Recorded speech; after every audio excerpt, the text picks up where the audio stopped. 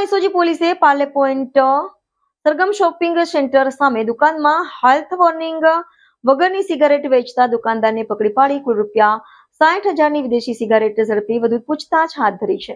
સુરતમાં ફરી એક વખત એસઓજી પોલીસે પ્રતિબંધિત સિગારેટનો મોટો જથ્થો ઝડપી પાડ્યો છે.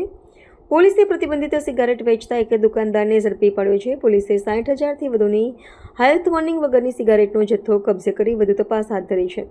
સુરતમાં એસઓજીની ટીમને બાતમી મળી હતી કે Parle point Sargam shopping centre સામે આવેલ પાનની દુકાનના સરકારી ટેક્સ ચોરી અને વોર્નિંગ વિનાની સિગારેટ વેચાઈ રહી છે, જ્યાં પોલીસની ટીમ દ્વારા રેડ કરી વેપારીને ઝડપી પાડવામાં આવ્યો હતો.